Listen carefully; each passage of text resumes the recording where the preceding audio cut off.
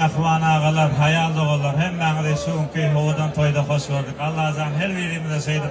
Avrayla oğul qeyz perden geçtirip olan bahtı güllerine kuvanmak nesibetini uğrayacağım. Toylar kutlu olsun.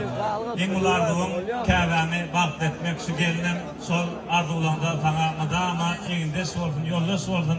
Bahtı güllerine, toylu güllerine madama sulara il güllerine kutlaşmak, boşku sınırdan katlaşmak bir de nesibetsin. Yörüte özüne başlattığım boşkuma sonuna ait böyle kalkalmazdım. Tarını ustatlık bilen sayradım. Köngüllüm tarınam çalan uğrayım. Yitip baryan yolu kayta kaynadım. Kızgın kursakları salan uğrayım. Aydımın ruh verdi yetim yetire. Kânem bak vermedin hatat ketire. Bay olur dedim çüzen yetime. Şeyde ne oldu kalan uğrayım. Dövürde şahirler koydum sarpasın. Sözü hormat için Allah'a yalkasın. Şahirlerim kakar bağışın arkasın. Eller tutup dursa kalan uğrayım. Pestel ol. Bakılık gelen yok şimdi.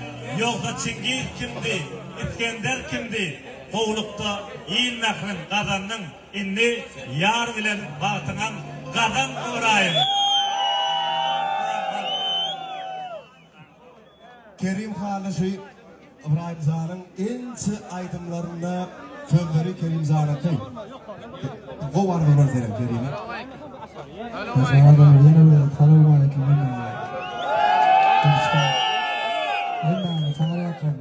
Allah'dan etin hem toyuna varayım. Üstadı okmamla bilerler kızı. Ben kaydısmaya bak oğula Hudaycan. Kerim Za'nın tavuk. Bunu yazan. Bir sözün defini yedirme. Atın hayatlarına bir yatın şuna.